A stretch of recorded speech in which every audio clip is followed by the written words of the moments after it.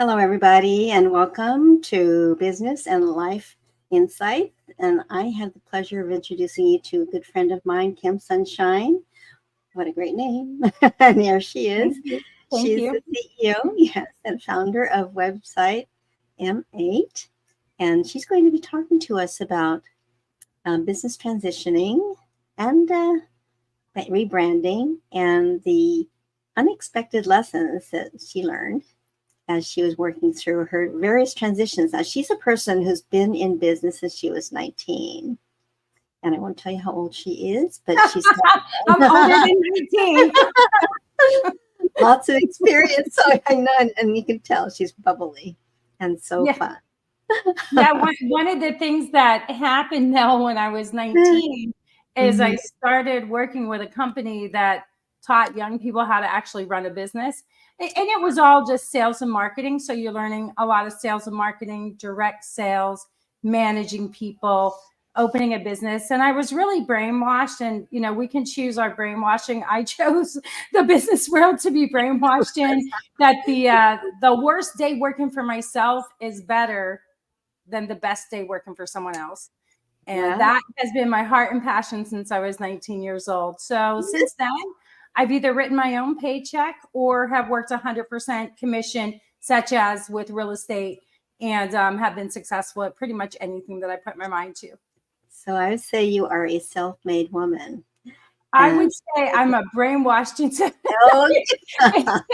into pushing past any obstacles or hurdles that come along, because naturally, you know, when you start a business, it is there's going to be a learning curve.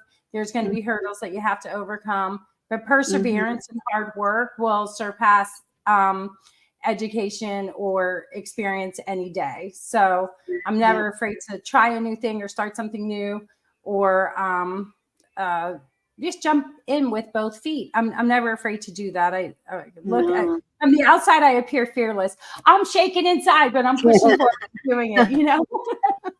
Courage. That's courage. So it takes courage to start up a new business. It takes courage to try something new.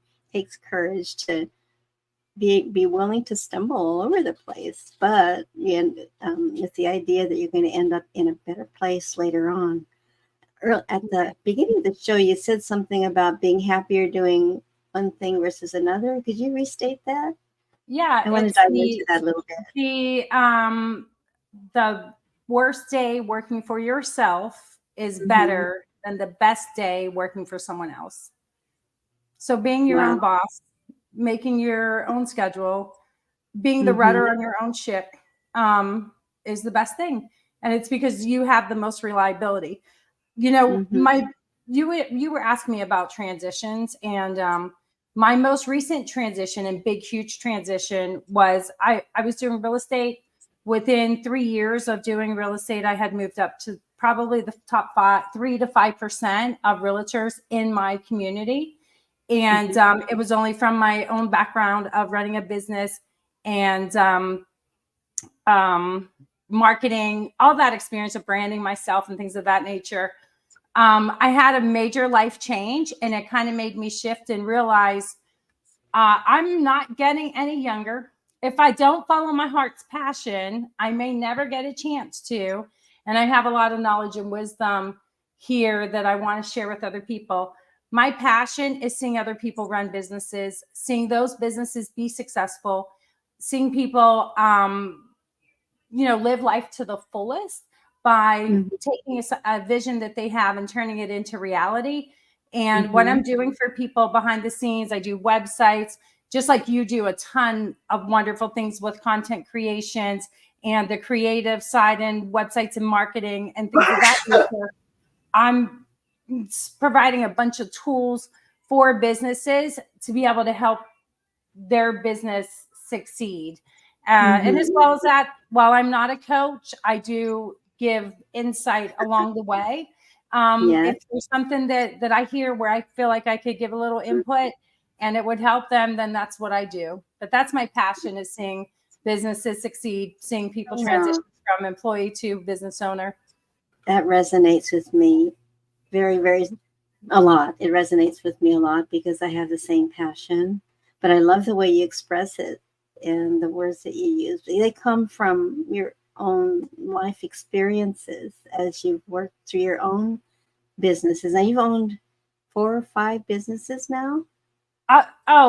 Like I when you're creative, a business, I mean, the basics of a business is seeing a need and filling it. So how many of those do we see in a day, in a week, in a month?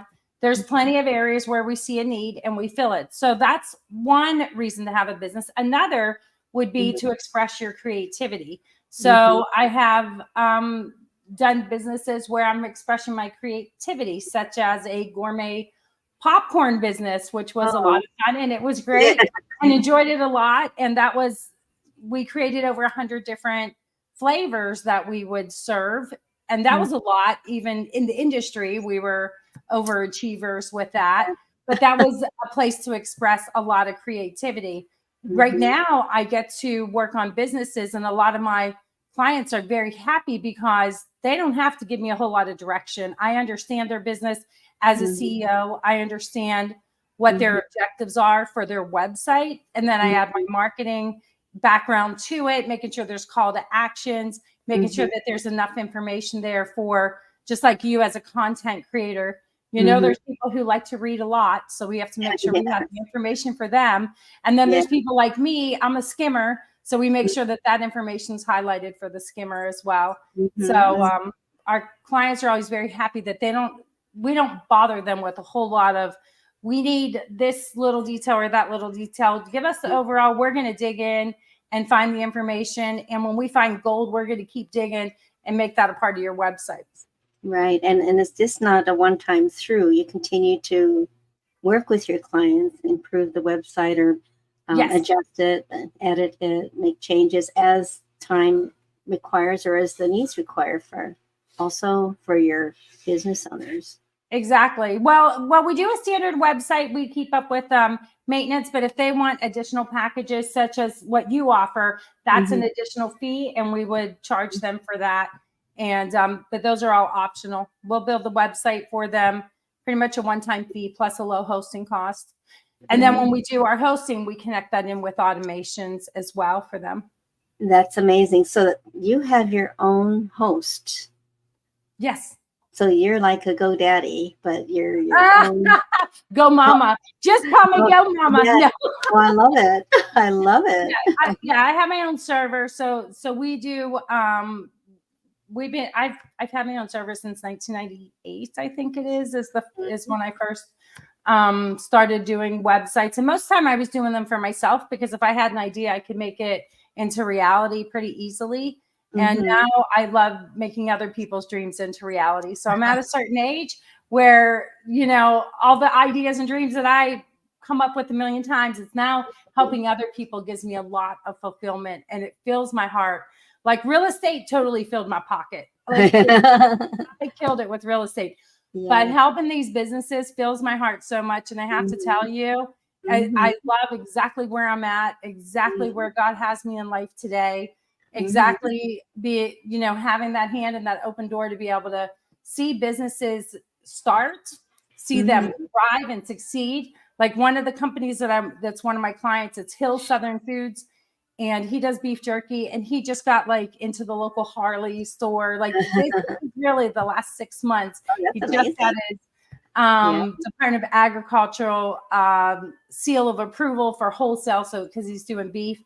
And it's just so exciting to hear those stories. And then he'll call me just super excited. Yeah, I got into this location or that location. He's looking to get into the local grocery store. So You gave him that leg up. Like that makes me so happy. It's a great news. Great to hear that. Yeah, isn't that, it's wonderful to be a part of somebody else's success, that you were able to give them the lift that they needed, the tools that they needed, the on-site presence that they needed, which is amazing. And so you're definitely on their team.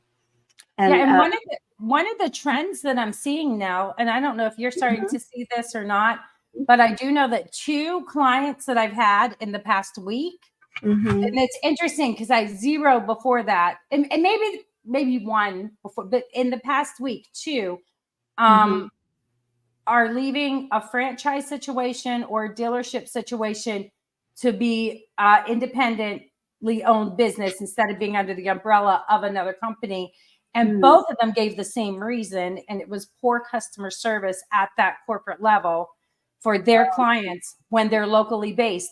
So that is a trend I'm seeing. I would love to hear your insight if you're starting to see that trend at all.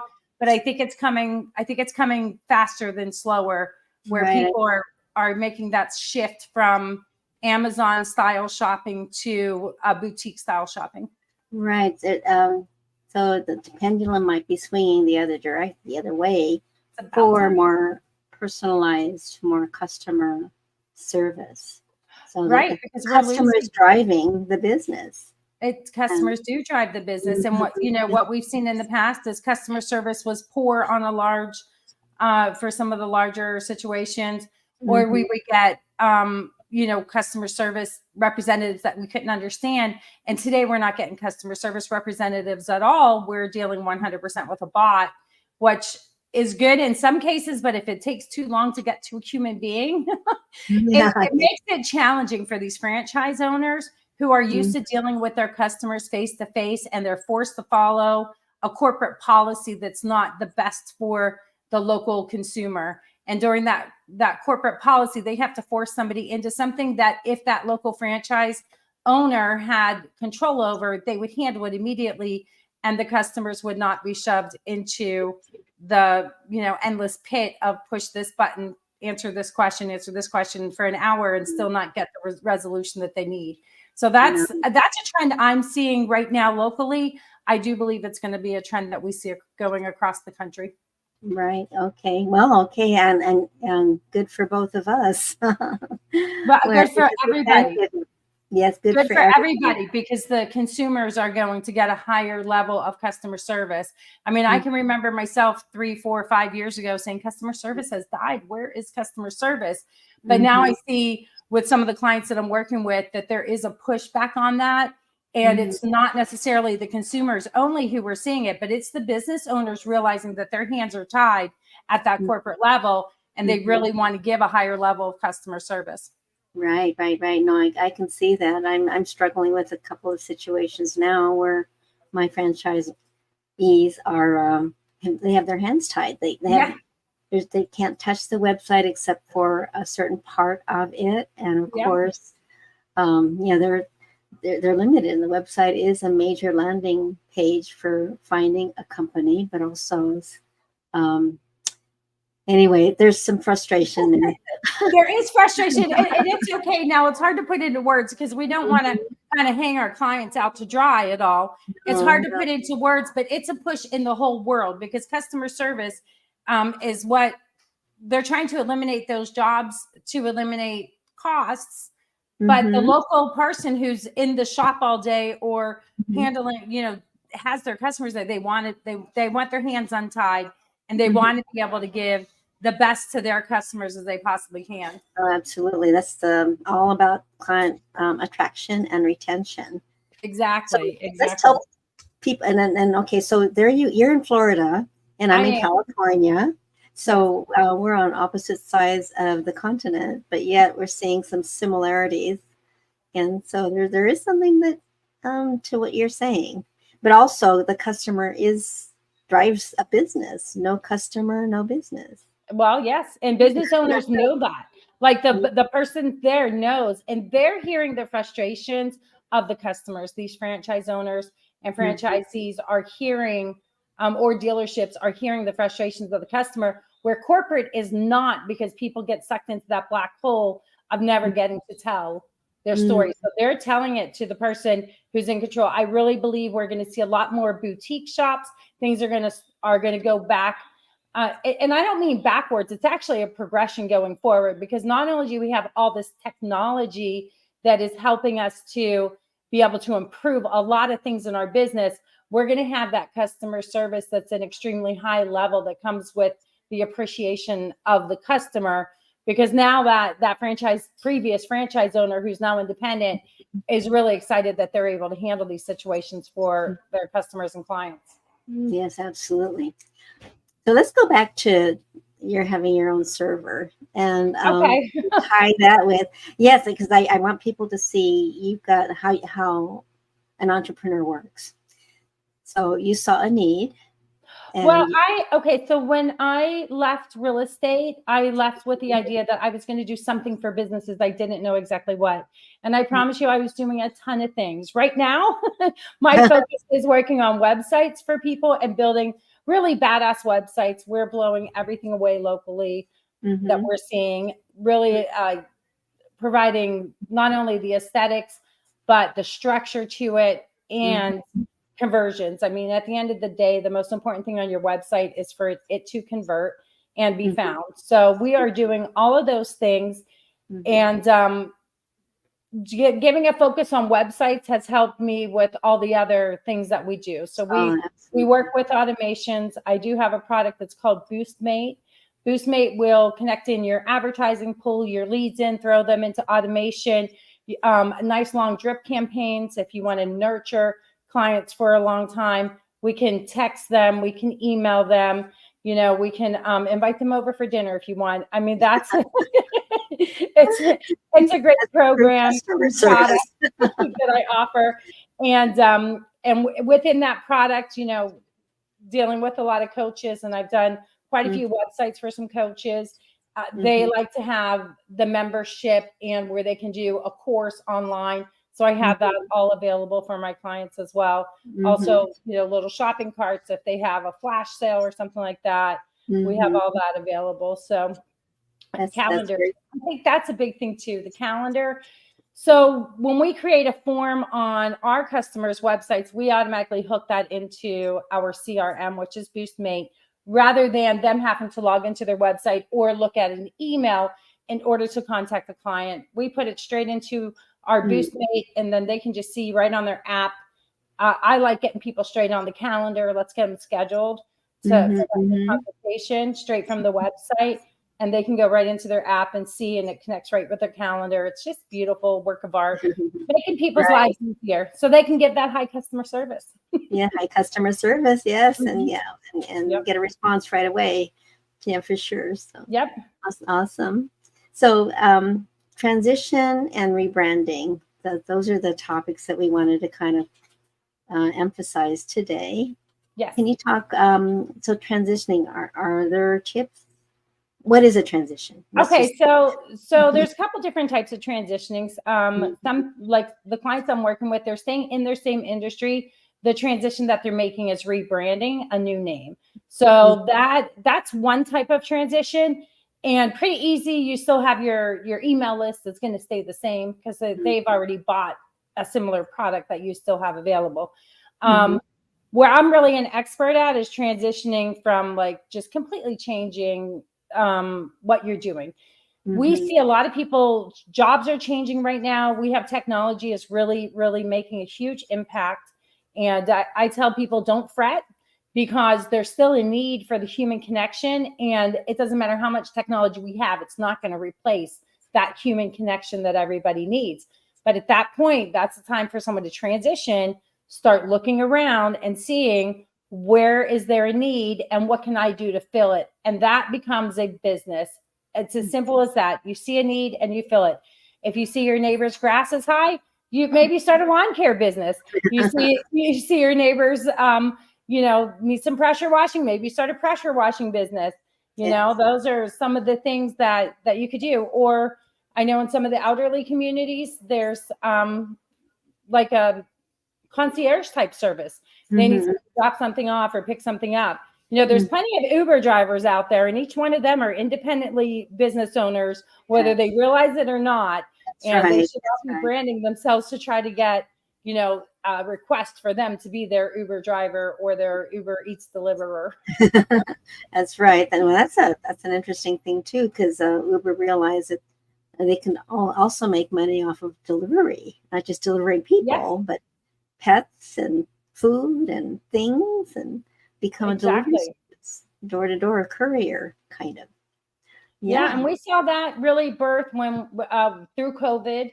I mean, that whole entire industry, again, somebody saw a need, somebody filled the need, and it's still hanging around today and growing. I would say it's growing even more today. Right. So there's involuntary transitioning and voluntary transitioning. So could you talk about both? So involuntary is like, hey, you get fired from your job, you need to find a job. Okay, jobs aren't open right now; they're being replaced with technology. Is not cutting it, so there's your involuntary transition. But during that time, look for the need, find your passion. Somebody who likes working with their hands or doing woodworking or something like that could sell something right now very easily on Marketplace. They can make something in their garage, sell it. And I know that there's plenty of people making a living selling stuff out of their garage. And if that really floats your boat, go into contractor school, go to school to get it, advance your education while you're making things and selling them out of your garage to make sure that you're covering your overhead. So there's a million different jobs. A lot of people are going into consulting today and coaching. So if you're an expert at something, if you're an expert basketball player, by all means, be a basketball coach. And when we imagine a basketball coach, we imagine them on a field. But I promise you, with video and technology today, you could be that basketball coach who's coaching somebody from way across the country and helping them to be successful in their basketball or whatever it is, painting, basketball. I mean, there's a million and one things that anyone could do. Right. And then so a coach in search of its audience, or a contractor in coach of his audience, or any business in coach of their audience, what do you advise people to do when they're in search of their audience, their clients? Well, the first thing I would say is you need to find your passion, because if it's something that you're passionate about, it's going to be easy for you to find your clients, because your passion and everything that you do and everyone that you talk to, that's going to bubble over. Get on an interview with someone like Nell. If you have a passion and you're doing something, Nell has a large audience. Get on an interview with Nell. Let your passion shine through. And now, if it's something that you don't like, you're going to be like, I'm coaching this, and you're going to it's like your face is going to read it. So find something that you love doing at first. People who do things just for money, you can see it. It's written all over their face, and they're not very attractive people. People usually are not drawn to them like a magnet. But when you're passionate about what you do, people will be drawn to you like a magnet, and they're going to find you. And I know that sounds a little crazy, but you got to put yourself out there. They're not going to find you if you're a hermit. But if you're on interviews, doing some lives on Facebook, or doing videos of yourself, sharing your passion, getting in front of an audience, finding large groups of people that will get behind you and support you because of your passion. That's right. So be the magnet. Be the magnet. Self. I love networking. I mean, I love networking. I belong to several networking groups. And I think that that's a very, very important part of building a business, especially if you're looking at your local community. Even if you are looking at a larger reach, like Nell and I are not in our same local community, but we met. If it wouldn't have been for my original networking in a certain way, and Lana's networking in a certain way, you and I would have never made that connection that we made. So the connection that you and I are having today is an extension of the networking that I did locally. Yeah, that's right. So yes, the networking, and I'll just mention, because Lana Fink introduced me to Kim, and Lana is a TEDx coach. TEDx talk. Yes, Elevate Authentically. She is amazing. She's absolutely amazing. We'll give her some kudos here just to check. Yeah, she'll take your speech and take a look at it and tell you exactly what the audience got from it, what points were a home run, and what points you need to work on. She's phenomenal. And she was a person who made a transition from corporate world into owning her own business, and now she's coaching people. So that to me is super exciting. I love to see that. That's exciting to me too, to see how people can become what they envision themselves to be, or maybe that they didn't envision themselves to be, but they get themselves there anyway because they're so passionate about it. Well, now I promise if they don't see themselves there, they're never going to make it, because there's a lot of resistance along the way. There's a lot of resistance. So you got to kind of start thinking about it first and start seeing yourself at least that one step ahead. If you could think 10 years ahead and see where you would be and envision that, you can make it happen faster for yourself, because you'll stand a little taller, you'll be a little more confident, and you're going to hit that ball without looking at your checkbook before you go do the speech. You're going to go do the speech first. So I have to tell you, I'm super excited where my business is today, but it has not been without its trials and tribulations, without ups and downs. And through the end, you just persevere and keep going forward. Yeah, let's, if you don't mind, can we talk a little bit about the challenges that you face along the way? Sure. When I first when I first left real estate, and it was kind of like a clean break, and I still have my real estate license. One of my business coaches friends, he said, yeah, you should probably keep that, because it takes a lot to get a license. That shows your credibility, your honesty. You obviously have no felonies or anything like that. So I still have my real estate license, and I wind up referring out to people who are my clients in real estate. But I had an office location, 2 employees, and I just was investing in all the things that I needed: printers, copiers, and computers, and desks, and and all these things. And come to realize 2.5, almost 3 years later, I really didn't need all those things. I just needed my passion. And while I still use my printers and things like that, most of the stuff I have sold or donated. I didn't need a whole huge office, but I had to do that to make a big bang, because I was so well known as Kim Sunshine, the realtor. And I had to switch people's minds to Kim Sunshine Business Development. So in order to make that switch, I had to come out with a big bang, which is a very visible location. So if you're coming out and people don't already know you, that's a transition. But when people know you already, because you branded yourself so well, you kind of got to go over the top a little bit. And I did. And the overhead was extremely high because of the location. And I had 2 employees. So that overhead was very high. And I really experienced, because I'm still figuring myself out. But now I wouldn't change a thing. It was part of our growing and who we are. And we're in an absolutely wonderful place right now. Pulled it back in, working from home. I work with my son and my sister. My son, that's fantastic. Family business. Yeah, he's 30 years old, and he is amazing at doing the designs on the website. So he's our designer. And while I add in my years of experience with marketing, our call to actions and content, he does the overall designs, and he does just an absolutely fabulous job. And then he digs deep into their industries to make sure that we're covering all the bases and finding and digging up all those nuggets of gold. Yeah, I think family-owned businesses are beautiful. I mean, families can connect on so many levels when that's the case. I love you, Nell. So it's not been without its challenges, but you just got to push through and know that it's the best. And that's with any family-owned business. Working with family is quite different than working with other people. But you learn to adapt, and you learn to everybody works together. So you've got your business face on, and then you have your mommy face on. Your son has it right now.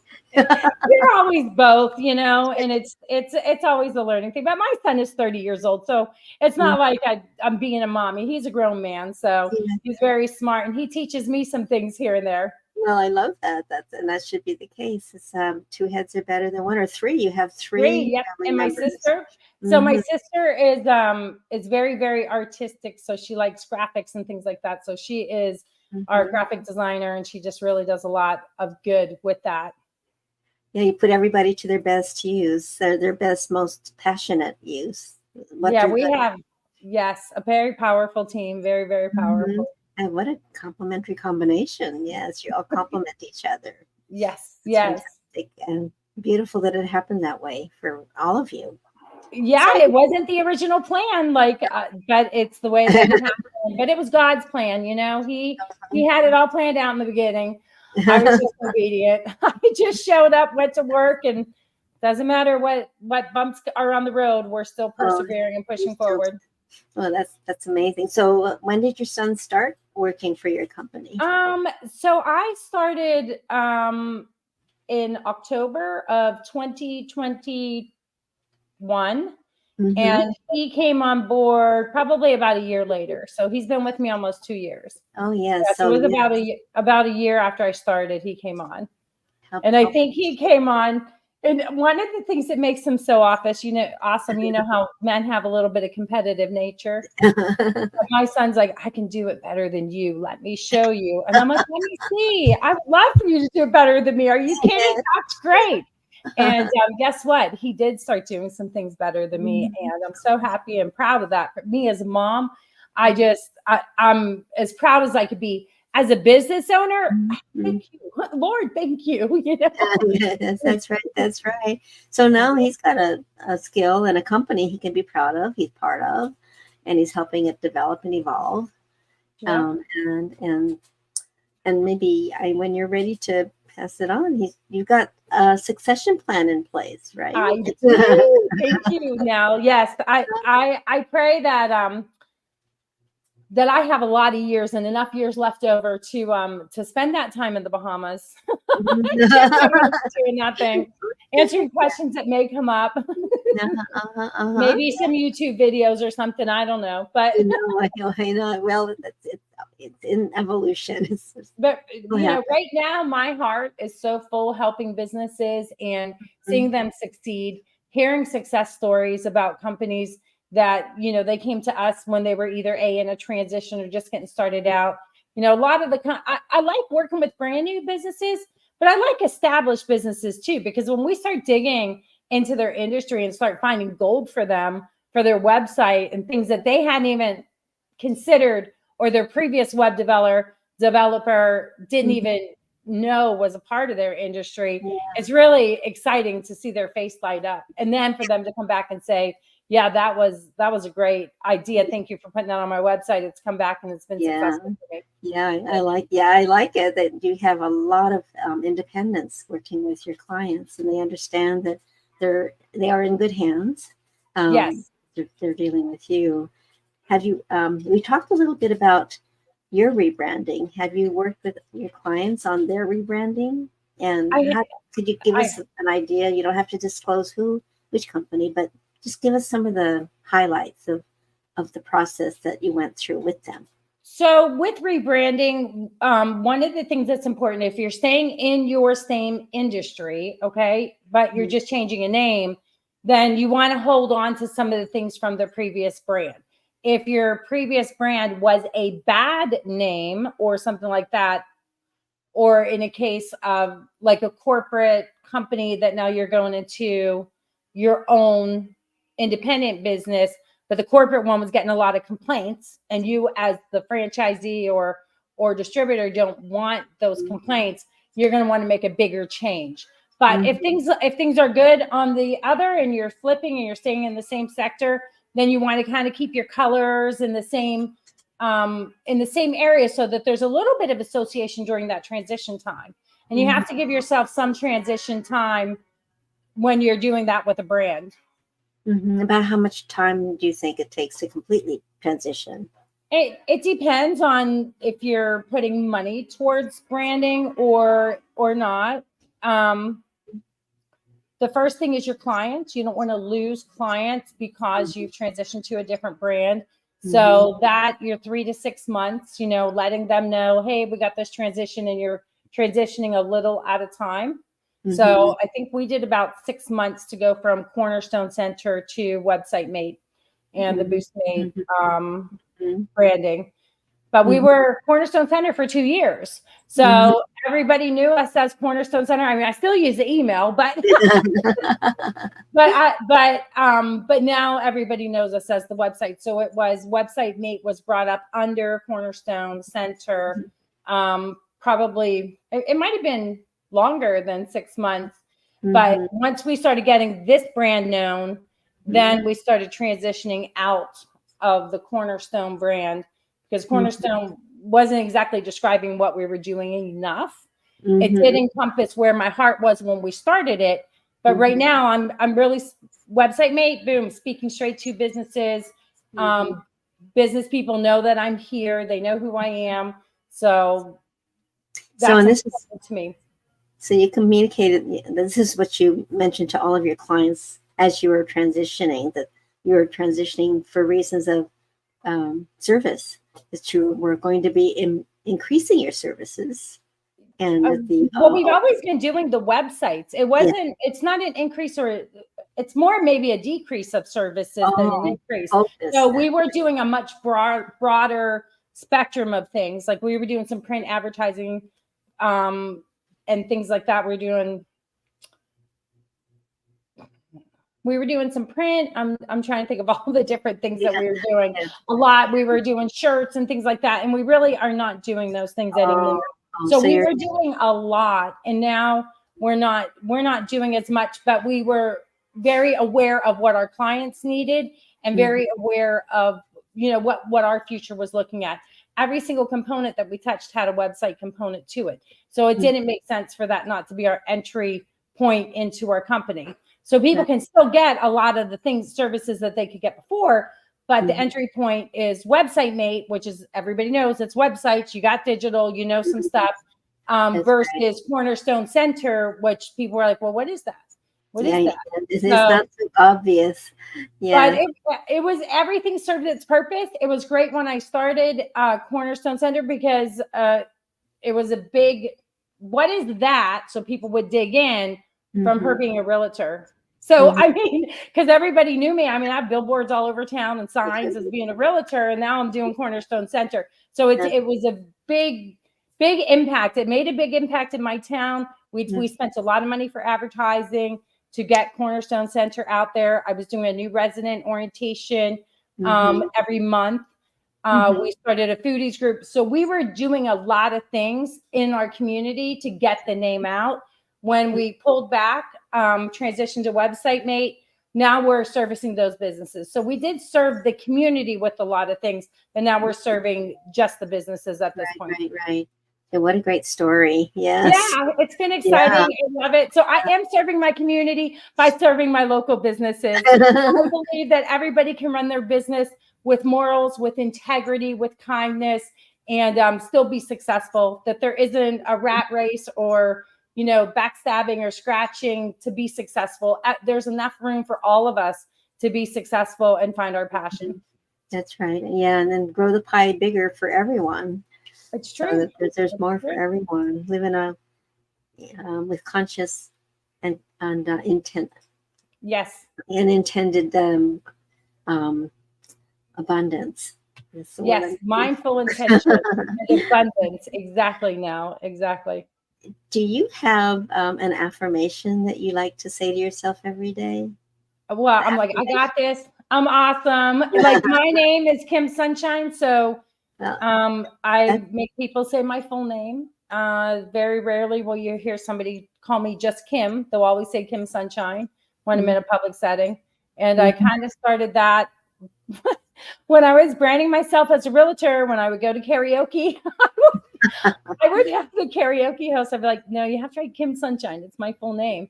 But even doing that was a part of branding myself and who I am. Absolutely. So people love to hear their names too. I mean, because it's a reinforcer, and I'm sure you use their full names and you get it right because you're a very people-oriented person. I do like to say people's names and ask them their names. Help me remember. But I have a tip. I have a tip for anybody. Like, I love people. I think people are fantastic. I enjoy being around people. And one of the things when I first meet someone, I ask them their name. And then the second time I meet them, like, I don't forget a face, but I might forget a name. And, the more experience I get in life, it seems like the less I remember things. Like someone's name I may have just met. So I always ask them, I say, would you be so kind as to give me 5 times of meeting you by the 5th time, I will remember your name. So people always get a laugh out of that, but they're very generous when I don't remember their name, but I'm just excited to see their face, whether I remember their name or not. Yes, I know you. Yes, okay, just give me 5 meetings and I'll remember you. I'll be able to call you by name. Yeah. Yeah, I love people. That's so great. Can you tell us what the most unexpected lesson was that you have learned about as you move through your many businesses? Through life, the most unexpected lesson, there's been so many lessons that I've learned. Be kind to everybody, be slow to react.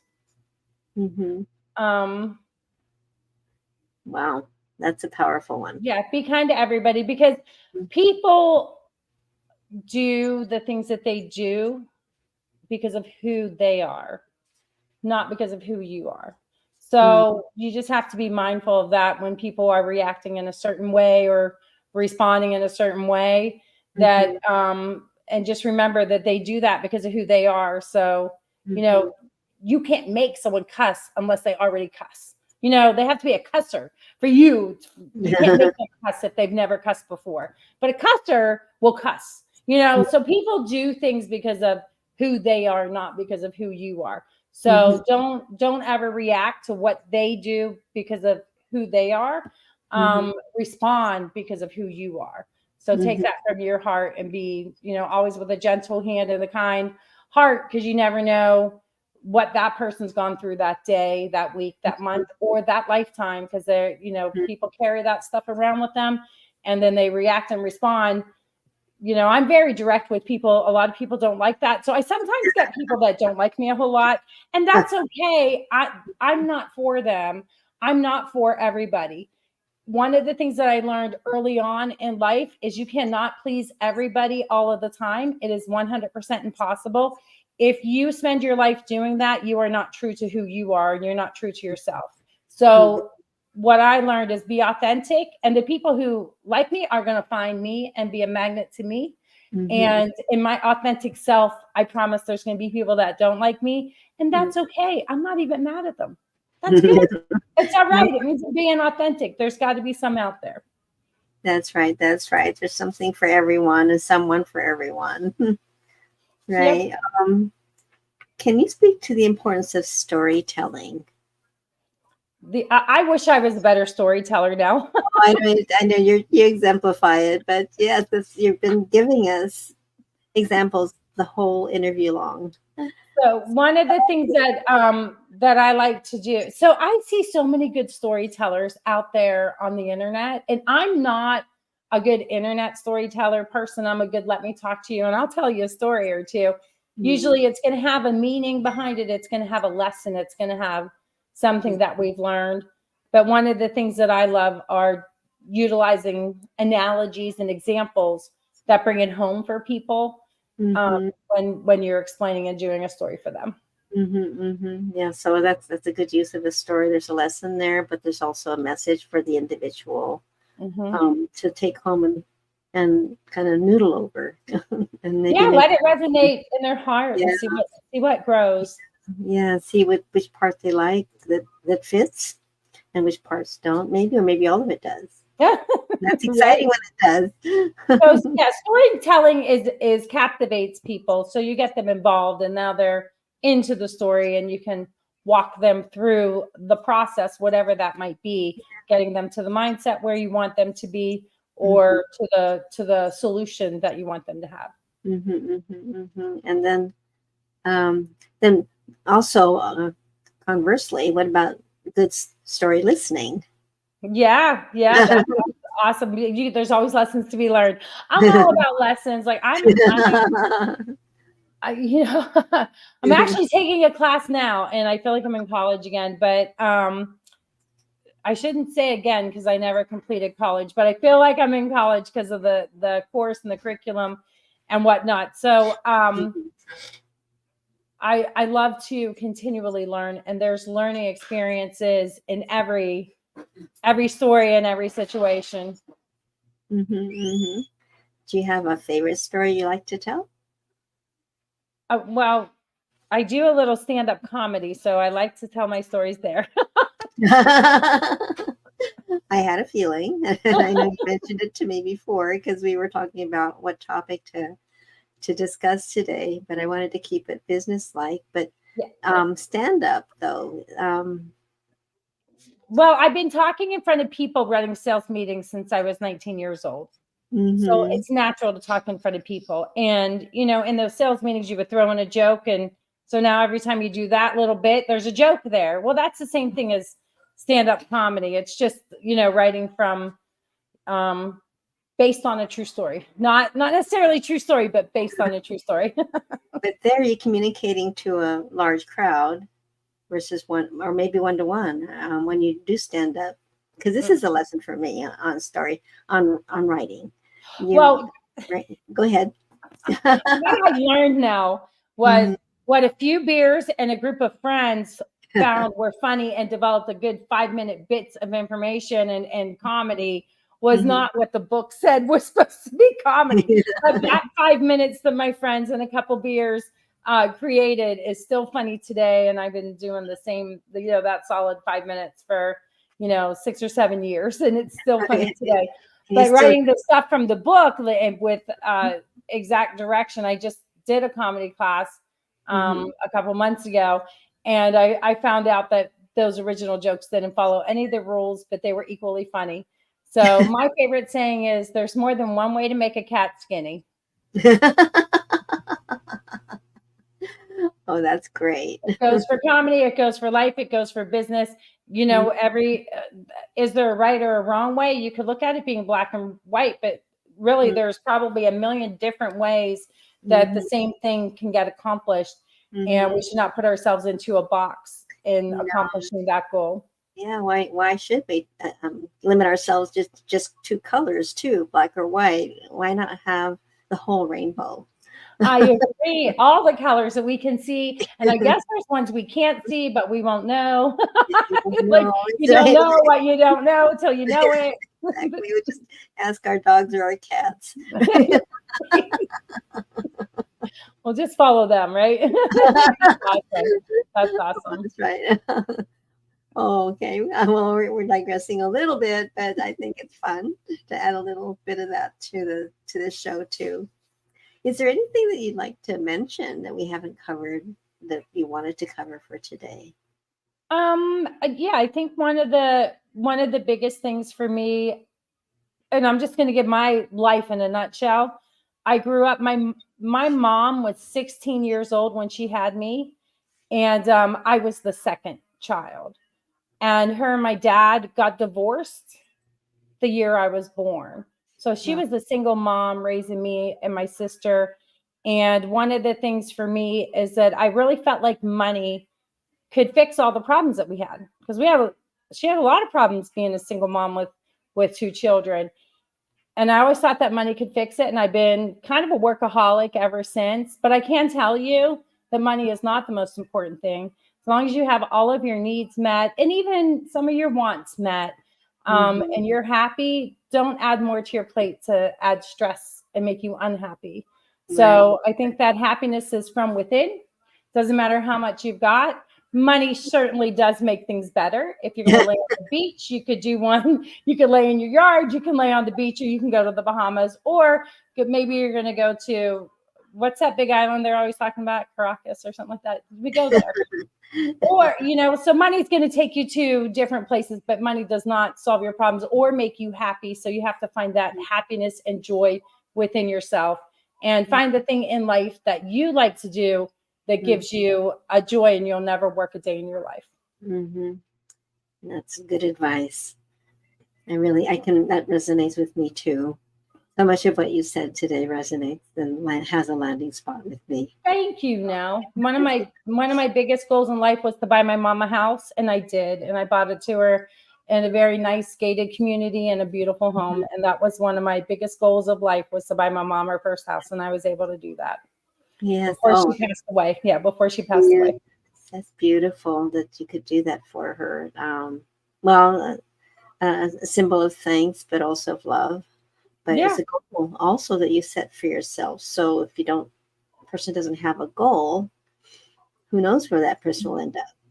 Right? So guess when I sent that goal, when I was 19 years old, and I probably was in my 40s before I was able to do it. But I had that goal since I was 19. Mm-hmm. So you stuck to it. Did you have it written down? So many consultants and coaches have tips on how to reach your goals, and one of them is to write them down and look at them every day. Yep. Is that something that you do? Yes. You have to think about all the things that you want. When you change from being monetarily motivated, which is not where my heart is right now, my motivation is helping other businesses and helping other people to realize their dreams and to be able to have the full heart that I have doing what they do, where their passion is, and helping them with their businesses with that. So I don't have pictures of that around. I mean, maybe hearts. I could just fill my house with hearts everywhere. Right. Well, it exudes from you personally. I Yes. What kind of car you drive? I live in a very nice house. My ex-husband and I divorced 8 years ago, and I was able to bounce back, start a new career in real estate, bounce back, be able to buy my own home, which I left him because I know how to make money. I don't find it hard to make money. Money is the easy part. It is finding where your passion is. Find your passion and just go to work, and you're going to make money. I mean, it's going to come to you. It's going to be easy. And that nature, it doesn't mean that your work is not going to be hard. It doesn't mean that you're not going to have to persevere past things, but it really, at the end of the day, is easy to be successful. It's not a hard thing. It just requires persistence and staying steady the course. Right. Absolutely.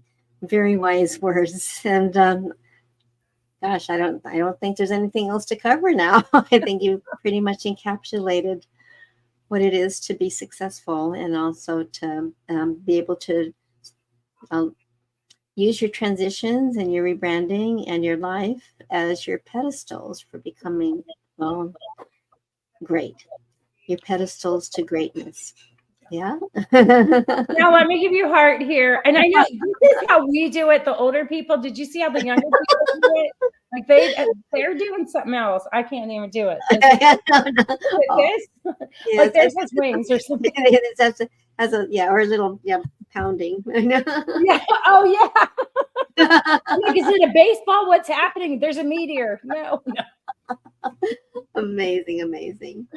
Well, Kim, it's been absolutely delightful. I've really enjoyed this conversation with you, and I'm so glad that we are collaborators and more. So looking forward to everything that we are able to do together to help our clients and be able to help them scale and grow. Yeah. You know what? Now you are beautiful inside and out. I love what you're doing. Oh, thank you very much. It's a pleasure. You can tell by the way that you glow from the inside out that you are following your passion and how much you love people and love what you're doing. So I appreciate you having me on the show today. It's been an honor. It's been my pleasure. You've got me blushing now. So well, it looks good on you, girl. Well, thank you. All right. So please tell people how they can get a hold of you, Kim. We got here, websitemate.com. You can go to 386-627-6363.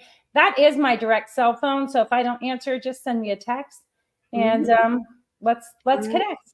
We'll talk about accessibility. All right, Kim. Yep. Thank you so much. Well, if I'm available, I'll answer. If not, you'll get my recording. Don't leave a message. Just text me. And you'll reply as soon as you can. Exactly. All right. Real good. All right, folks. So we'll say goodbye now, and we invite you to join us again next week. We'll have Bill Ellemeyer, who's going to be talking about the myth of retirement. That should be we're going to the other end of the spectrum. But I must say, though, he's 87 and he refuses to retire. He's just having too much fun. I love him, and I love that he's doing that. And you know what? He is winning because he gets to decide exactly what he wants to do. That's going to be a great show next week. Yeah, thank you so much. All right, folks. So that's it for now, and we will see you soon. And thanks again, Kim Sunshine. And we'll be back. Thank you, now. Have a great night. Bye, everyone. Bye-bye. All right, folks. So I surely enjoyed that interview, and I hope you did too. So we'll see you next week. Take care. Have a great week.